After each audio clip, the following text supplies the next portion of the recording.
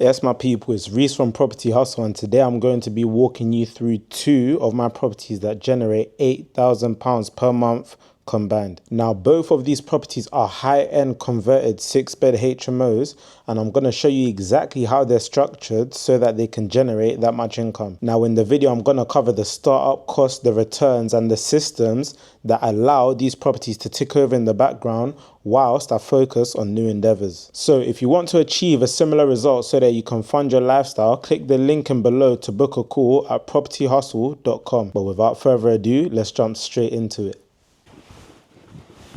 Welcome, people. This is a very random walkthrough. All right, I'm gonna walk you through these two HMOs that I just developed. It's gonna be very, bear with me. It's gonna be very random, right? Like there's no real structure to this video. I'm just gonna show you these two houses, how I developed them, the numbers behind it. Obviously, I know a lot of you guys are pocket watchers, so you want to know that stuff. But the qualitative info as well. So how they actually came about, how I raised the money for them, challenges I face, basically everything that you'd need to know. Everything that if I was watching an in-depth, like just raw video, right? Now, this isn't really meant to be fascinating or entertaining in any type of way, then I'd want to know this stuff. So without further ado, this is the kitchen communal area, right? So I think before this used to be almost like it was the middle of the house. So it was weird. It was kind of like where the old kitchen was. So the house stopped, I think it stopped around here, if I'm not mistaken. I'm gonna go outside and check the brickwork, right? But it stopped around here, so we extended it to the rear by 6 meters. That, funnily enough, we didn't actually need planning permission to do that. All we needed was prior approval, and that just basically means you notify the council, you tell them that this is what you're doing, and then they can't object because there's basically rules, right? And as long as you follow them and the plans follow them, then they say yes. But with planning, even though things might be in line with rules and stuff, they have the option to say no. So that was done under prior approval. And that allowed us to create this extra room here. So you see, you got, boom, this ensuite room. Now, the key or the value, where a lot of the value add comes with HMOs is how much rent it produces. Quite simply because we went with a commercial valuation on this. I'm not really going to explain it too much because it will take quite a bit of time explaining what that is, but they just value it based on how much rental income the property produces. And the more rooms you have, basically the more rent it produces, and the more rent it produces, the higher the value, in a nutshell. That's kind of how it works. So yeah, with us being able to create an extra ensuite room, this one rents for about around anywhere from like 600 to 620. All right, that is a significant value add. So yeah, we got ensuite room at the back of the property, the communal kitchen in the center, and then we have, this is where the new entrance is. So typically with houses, obviously you're gonna have the entrance at the front, but with this, the reason why we put it to the side is so we could make this room here. And this is a studio, right?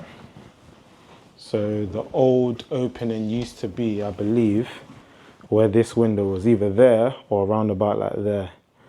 And imagine if that was the case, you would have had to partition it off, create a hallway for this person in this room to access the staircase, corridor, whatever.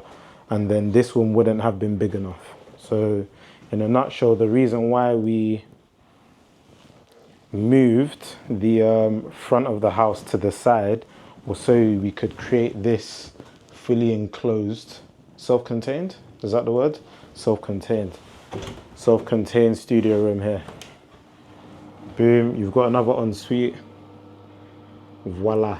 And now this one, £750 a month. What makes it a studio is that it has its own cooking facility.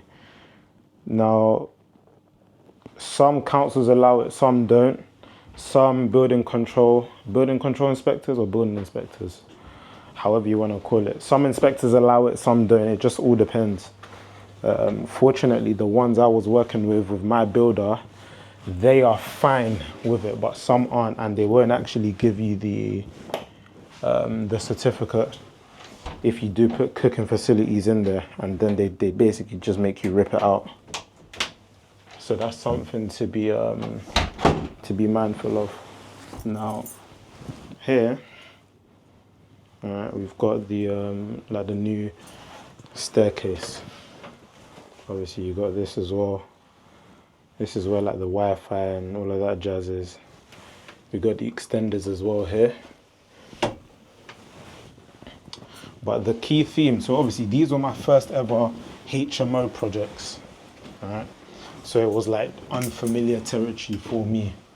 And I was just trying to make sure that I developed it in a way that made sense, number one, end users in mind as well, so that they can rent well and you wouldn't really have problems. Number two, and number three, making sure that we completed in time. Right, those are the key things, and I don't know if you guys can see all of that. So this is the extension that I'm talking about. You see, we came out here. I believe this is like 0.5 meters or something. So it came out here, extend.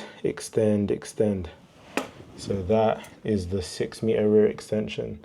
These houses are semis, which is why we could extend that far without needing full planning permission, and it was just done under prior approval. But yeah, we got another ensuite room. How it works is that there's 2 on each floor. So that's one of the ways to optimize the space of a house to create 6 ensuite rooms. And I know there's a lot of like discourse, like some people don't like HMOs and stuff, but when you do them right, then it actually solves a problem, because not everyone can afford their own space and their own home, like a full, 1-bed apartment with its own bathroom, because rent is one thing, you've then got bills. Trust me, I know too well about that shit. It's fucking annoying. Bills, council tax, Wi-Fi, etc. All of these things, right? And it adds up, right? Lots of littles make a lot. So a lot of people that are, let's say, graduating from university, they've got a job, right? They can't necessarily afford to live in a flat where they have to pay their own bills, their own council tax, etc. So what HMOs do, the ones that are built well anyway, right? Not like the slum ones. So they give people an all-in-one solution, right? So rather than paying £800 a month rent, plus bills, plus all of this and that, you can pay £600 for this space, right? And you've got, cool, you have to share a kitchen, but you've got your own private quarters almost, space to do work, watch TV, ensuite there, right? And it's actually affordable. Plus the houses were dilapidated as well. So they were just, they were empty basically, right? So you're bringing back housing stock to the market, number one. Number two, you're providing an affordable solution anyway for people. So it's like a win-win almost. But yeah, this is room number, I think this is number 4, number 3, depending on how you look at it. And it's another studio, right? So again, cooking facilities there, ensuite here, boom. All right. And it's funny because both of these houses, they were investor funded. Investor funded literally just meaning I got the money from other people, right? Gave them a win-win scenario, a chance to grow their money rather than it, whether it was chilling in a bank account or whatever, they just didn't know what to do with it. So I gave them an opportunity, and then they gave me the funding that I needed to develop these houses here. So you got another, these are the loft rooms. Right, these went for, just because they're the smallest, just under 600, like 590 around there. Right, so you got that here, and then you've got another one here. Boom. Yeah. There you go. I actually like these ones the most, funnily enough. I just prefer them. They're like nice and cozy, even though they are the smallest. Nice, cozy, out of the way. Just focus on your own stuff. So yeah, that is this first house here. This one, I think we needed about, cash wise, it was about 120 grand maybe, all in. 120, 130. I forgot the exact breakdown, but that went towards obviously the purchase. It went towards like some of the builder deposit.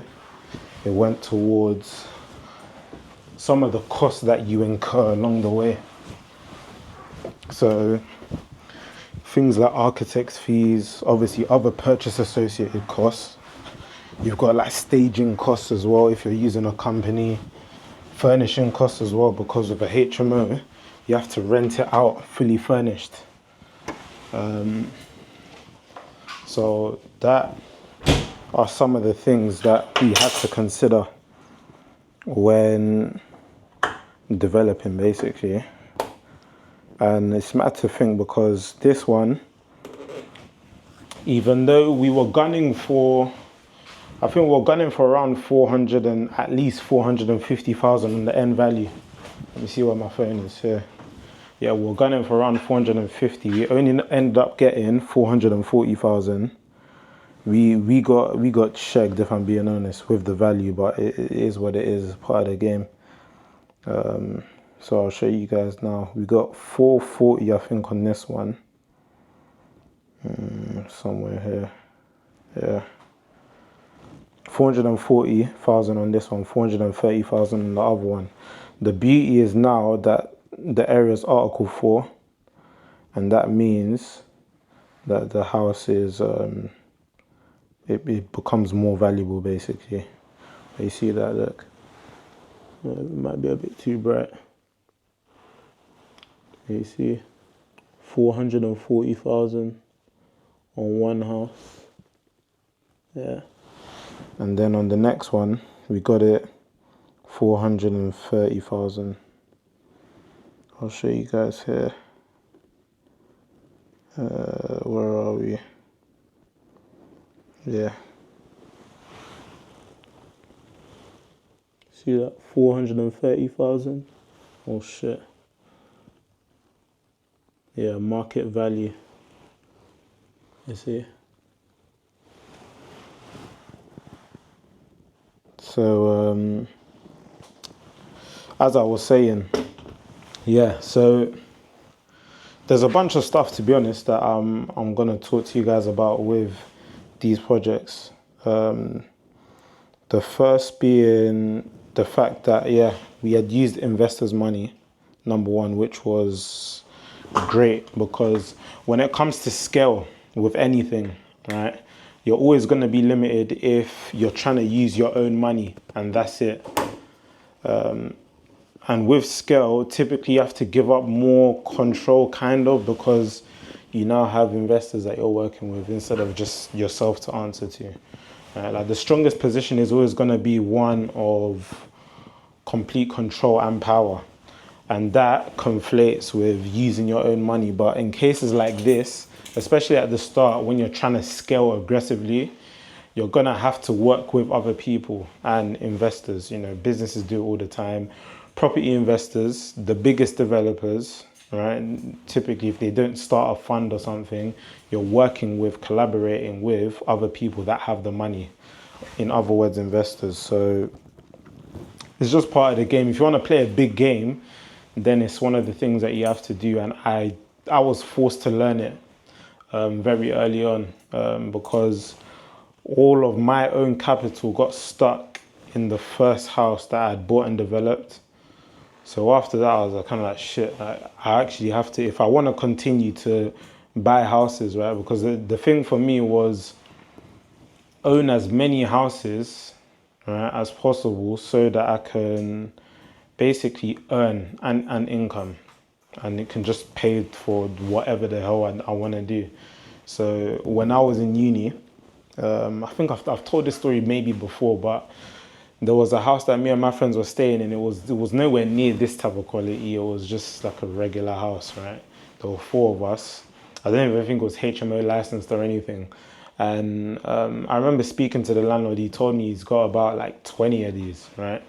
And then one day I just looked at the AST. We had signed the AST, and how much rent we were liable to pay over the duration that we were occupying the property for. Bearing in mind, it wasn't even a full year as well, right? I think we entered near either the start or the end of September, and we were there until like May, June. And we collectively paid about 20 grand, right? Imagine he told me he has about 20 of these. 20 grand times 20 properties. That's £400,000 rent, and you're just doing nothing for it. So I was like, fucking hell. You know, rather than complaining that he shouldn't own this many things, blah, blah, blah, whatever, I thought, you know, like this is the way, this is how the world works, right?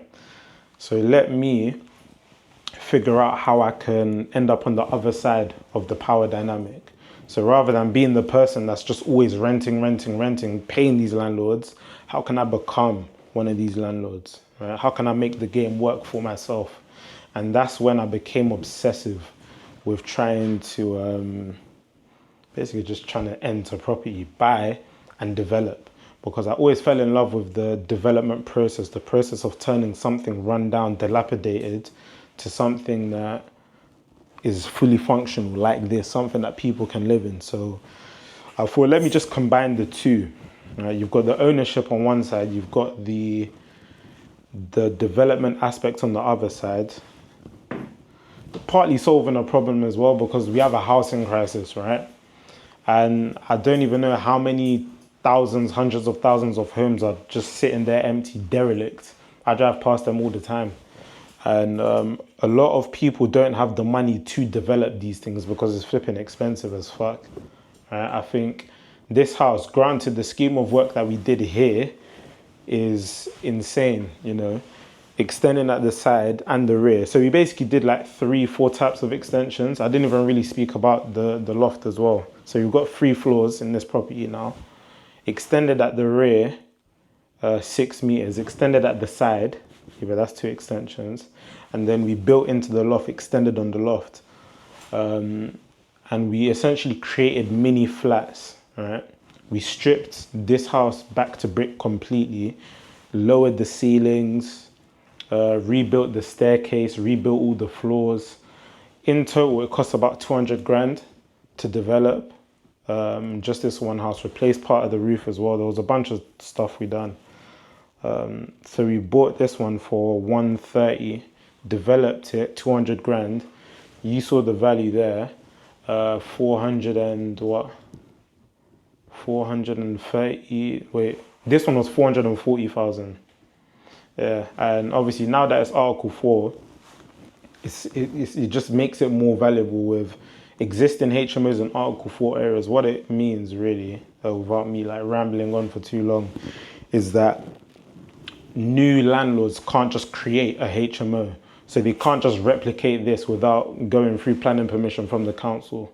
And typically, in areas where Article 4 is imposed, because they've brought it in for that very reason, to stop the conversion of houses from C3 to C4, getting permission to do it is nearly impossible. Not to say that it can't be done, it can be done, but a lot of the times, unless you have a strong case, or like you look at the, what do they call it?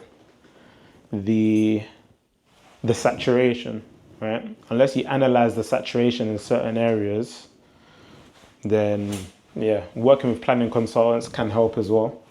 That's one of the ways I know some people do it.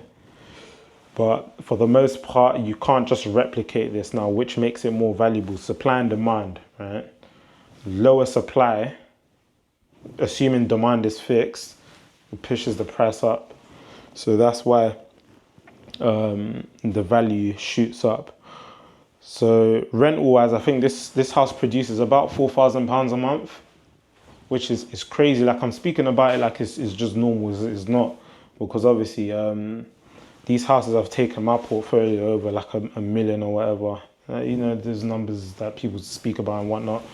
It's like, it's something that I always used to want to strive towards. And obviously, when, I'm sure a lot of you guys know, like when you finally arrive at a goal, it's just like, oh, okay, like what's next, right? And that's how it felt with me completing these. It's like, shit, these are done, but what's next, you know?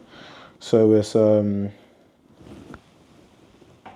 yeah, it just puts things into perspective, really. But it shows that it's possible. Now, if I can do it, then I'm sure all of you can as well. So that's just something to consider. That's something to definitely consider. I think raising wise, for both of them, we needed like 120, 130 for this one, about 120, 130-ish for next door as well. I'm gonna actually take you guys next door and show you what we did there as well. Similar scheme of work, same architect, same builders, but a different color scheme. So it'll be cool to show you what we managed to do there. All right, you lot. Voila, house numero dos, or however the Spanish say it.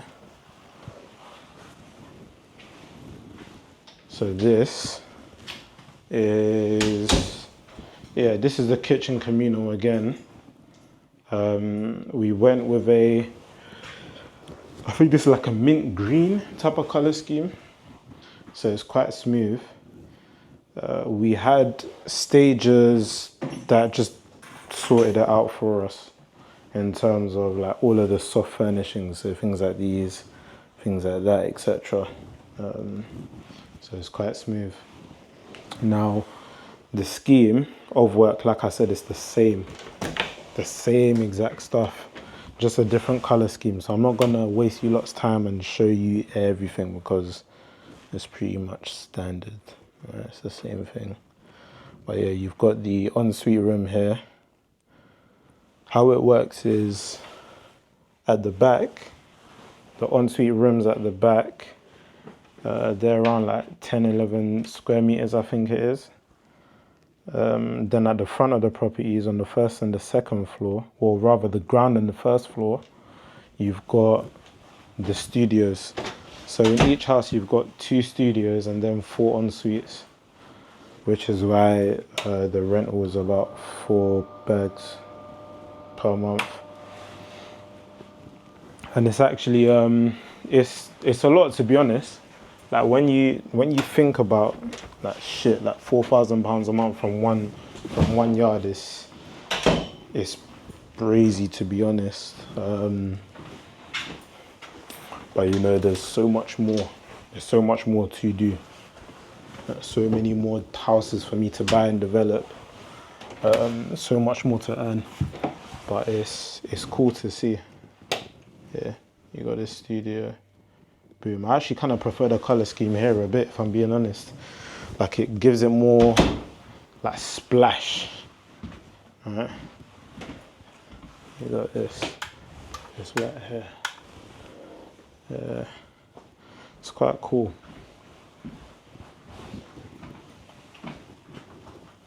Okay, I lost the light. Where is it? Here. There we go. So yeah, for both of them, we needed about, hold on, what did I say? What did I say to you? Like, well, the first one was like 130, I think. Right, with this one, it was around the same. So about $250,000. So these are the, when, I don't know if a lot of you would have seen, there was a time on socials I had raised, I think it was like 200 grand in a week or something, right? And that was for these, because I nearly lost, basically I nearly lost both of them. I nearly lost both houses. I was buying one and I had an investor that pulled out and we were close to securing it. Like we basically had a finish line, right? Like an imposed deadline from the lender that if we didn't meet, they would pull the funding for the project. Which is why I almost just had to put my face to the fire and fucking just say like, yeah, cool, I'm raising 200 grand in fucking however long I did it in. It was scary, I'm not even gonna lie to you, because I didn't even know how the hell I was gonna do it, but it worked, right? I think there's just something happens when you fully commit to making anything happen, right? And this was a testament to that, because I had no clue how on earth I was gonna get that money to buy these, but I ended up doing it. So yeah, it worked. It worked. And like I said before, if I can do it, then I'm sure all of you watching can do it as well. And this is only me really getting started. Like I'm only starting to get into the swing of it. Now that I've got a few of these under my belt, I've got investors that I'm working with under my belt, we can just go on to do bigger and better projects.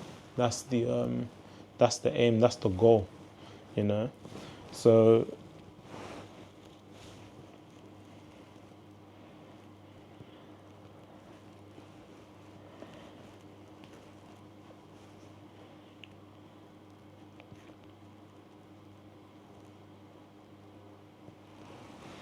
if there's anything that you take from this, just understand that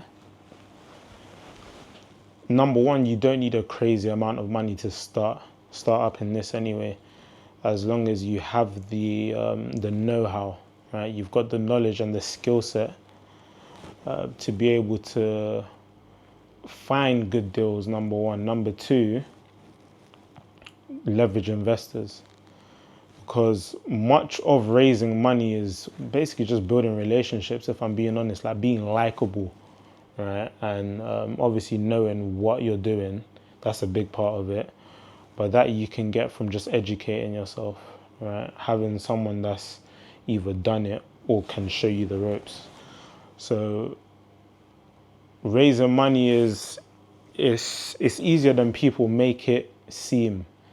And much of it is just unlocking your brain to knowing it's possible, right? Like humans, like we're weird, right? We're wired towards negativity and just doubting things. Even me at the start, I was thinking, how the fuck is this even possible? But once you've seen it can be done, this is proof it can be done, then it helps to, I think it's like the prefrontal cortex of your brain, right? And that's the one that tells us that, you know, things can't be done and shit like that. But once you feed it evidence, basically show it that it can be done, then you can just start to manipulate yourself psychologically. That's what a lot of this game is, really, just proving to yourself that something can be done. Because what you believe, you'll make a reality. I hate to sound philosophical and shit, but yeah, man, that's a lot of this game, really. Success, life, all of this shit. Let me even show you. I'll show you upstairs as well.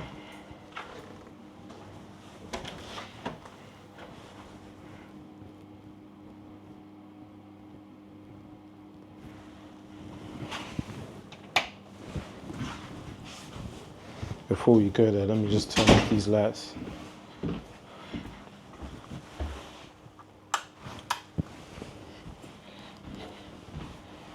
Yeah.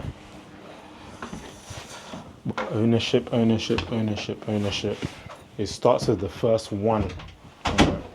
Once you've got the first one under your belt, then you can use that momentum moving forward. That's just how I look at it and approach it. So after I did that first project, after I got my first ever mortgage, I was like, cool. Everything from now should be a lot easier. And that was the case. It was a lot easier. The first of anything is always going to be the most difficult. Of absolutely anything will always be the most difficult. So get that first one out of the way. Do whatever you can to get the first one under your belt. Whether it's the first house you buy, whether it's like the first ever boxing fight you do, whether it's the first person you speak to, investor, whatever, woman, whoever it is, whatever it is, just get the first one out of the way. Yeah. And then you have evidence like, shit, this shit works. And that was it for me. Just trying to get the first one out of the way. Once I got the first one out of the way, I was like, okay, cool, this is proof it can be done. All right. You got these two here. Again, this is a studio. And then you got this one here, the ensuite.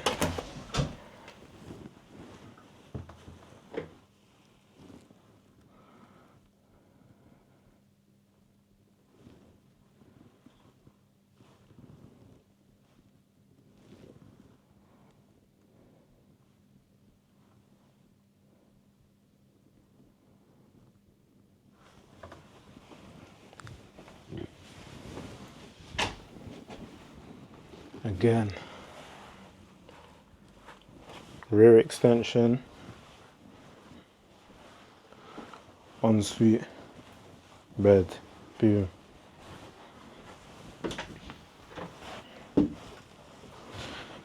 How I look at it, right, with these properties,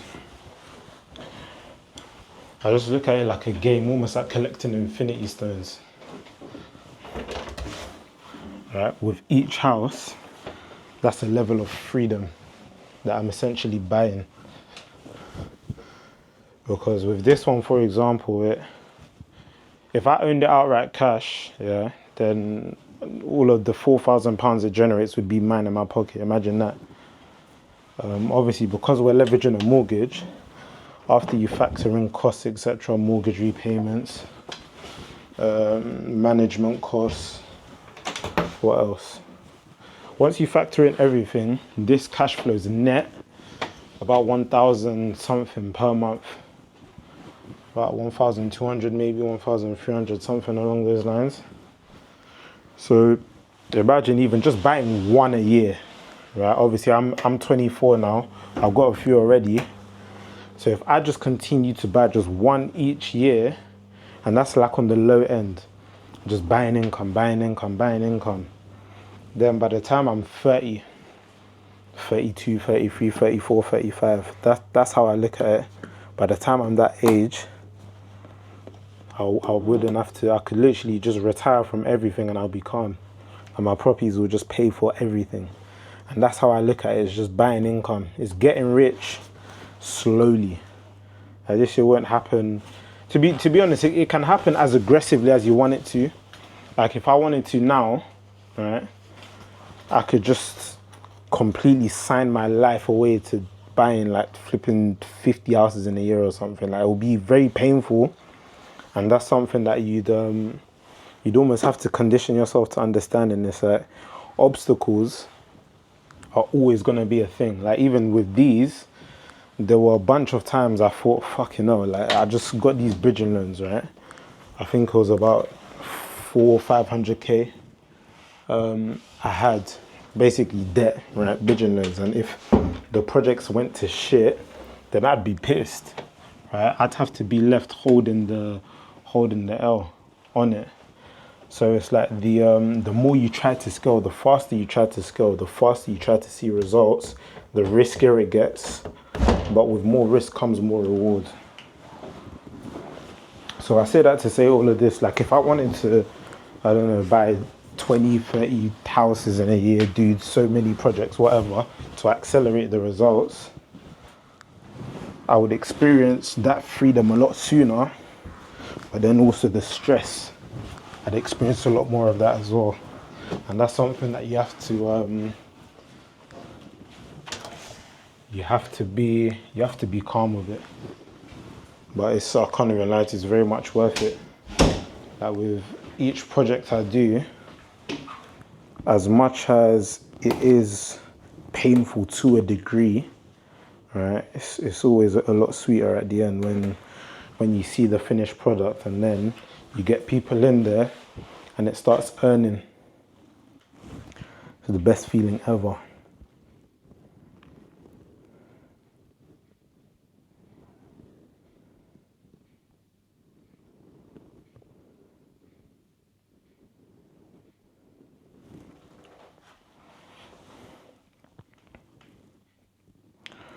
So this is one of those. Property it's get rich slowly, but it's get rich surely. Like, the property isn't gonna go anywhere. It's gonna go up in value, and people are paying me each and every month. It's like it's a no-brainer. That's why I entered the game, and that's why I'm looking to play at a high level, right, for the foreseeable. So rent to renters, deal sources, this is always like the natural next step. If you're in property already, but you do, whether it's like rent to rent, you source deals for other people, you're making landlords richer, it's time to do it for yourself, to be honest. Like ownership will always be the way forward. It's why the wealthiest people park their money in this very thing right here, right? Like it's almost like a cheat code.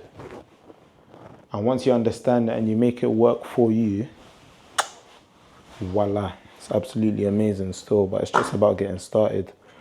That's the main thing, just get started, do something, get the first one under your belt, and then keep on going from there, really. That's my plan anyway, to just continue buying and developing, doing at least 2 to 3 a year, at least. All right. And then compound effect. The more you do, let's say the more houses I buy in a couple years, once I'm at like 20 or something, imagine the amount of equity I would have built up in all of those houses. I can then leverage against that to just buy more, develop more, right? And it's just a game at the end of the day. It's actually just a game. Like the more you do, the more fun it becomes. As long as you're always enjoying it, that's the thing. And as long as you're making money, then it makes sense still. But killing yourself is like to earn and stuff like that. Right, like earning an income is one thing, but then having things work for you, like houses, having it work for you, because someone's always going to need a place to live, you know. You're never really going to be short of tenants. Like we're in a housing crisis. I was about to say housing crisis. So yeah, just bring more housing to the market. Right? Help this this problem that we have, and then earn from it as well as a result, right? Problem solution, that's what life is. So yeah, gamify it. That's what I'm doing anyway. I'm just gonna continue to buy these, right? Just continue creating more spaces. Yeah. Do what the government is failing to do, ultimately. So that's, you guys will see more of these, a ton more, because I'm not stopping. And I'm gonna continue to show all of like the things that I learn along the way, the lessons, the obstacles that I face, everything. To be honest, if you guys have questions as well, any questions relating to this or externally, just anything that comes to mind, just ask it in the comments. I'll try to make a video about it. But that's that. These, yeah, I think it took us about 6 months, if I remember correctly, 6 months to develop these houses. We bought them in October, finished them April. Yeah, so what's that, 7 months, around there. He spent 200 grand on both. So all in, we bought one for 132,000. We bought the other one for 120,000. So that's 252,000 it should say. I just rounded it down. And then our development costs were 400,000. So we're all in at 650. Now, granted, you've got finance costs, you've got furnishing costs, you've got architect's fees, etc. So if we round that up again, let's just say another 50,000 in fees and costs and stuff like that, right? All in at 700,000, right? Then we got it valued 440,000 times 2 minus 10,000 because this one got 430. So 870,000 minus the 700,000, right? So roughly that's how much value we created, £170,000 in like 6 months. So it's yeah, it's cool, it's good. It just shows that it's possible. Yeah, it shows that it's possible. I'm not saying it's like easy and you can just fucking snap your fingers and it's done, but it's not rocket science. And as long as you have the formula and you have the blueprint and you know how to do it, you can do it, right? Much of what we don't achieve is because we tell ourselves that we can't do it. I used to think the same with this shit as well until I decided to do it. Now, granted, some parts of it were painful because I was like, fucking hell, how the hell do I do this? It was my first time, blah, blah, blah, developing at this scale, but it's very much possible. And as long as you've got a clear roadmap to follow, right? You just identify a goal, right? So that's the end destination that you want to get to. And then you map out the route that you need to take to get there. And that's all I did, which is what brought me here, right? And it's going to take me down that path of continuing to buy and develop more. Who knows, down the line, I might venture into some next up business type or whatever. But for now, just rinsing and repeating this. Shiny penny syndrome is a thing and it plagued me for a while, right? But once you've stumbled on a formula that works, you just rinse and repeat. It's almost like, say if I'm playing FIFA and I've got a method that I use to beat someone all the time and I'm just winning games. I don't need to change up that strategy or that formula. I just keep rinsing and repeating the same thing until it doesn't work anymore, right? Then you pivot. And that's a big mistake that we make, is that we think things need to be so complex. And much of life is easier than we make it seem, right? You just find something that works. Once it works, you've got evidence that it works for you, just rinse and repeat. If you're doing something else, you're making a lot of money and you're thinking what to do next, and I'd just run to property, to be honest, whilst still doing that other thing, right? So you've got the thing that brings in the fast cash, park it off in the thing that brings you the slower cash, right? And that's what this is, because this will always be here. It's the safest way of growing your wealth, I think. Someone has another way they can apprise me of, then do let me know, but this is it. Yeah, this has been kind of a long-ish introspective type of video, but hopefully you lot have got some type of insight from it and you've left with some type of value. So yeah, I thought I'd just show you this last room again. But yeah, next video, I don't know what I'll be talking about, something that comes to my mind, and I'll just yap away as I have been. But until then, you lot like, subscribe. If you want to work with myself and my business partner, there will be a link in the, I think it will be the description of the comments, something of the sort. All right, learning more about this type of stuff. Investing wise as well, same type of link, it will be there for you to see. Other than that, you lot enjoy the rest of your week, day, night, morning, whenever you're watching this, and see you later.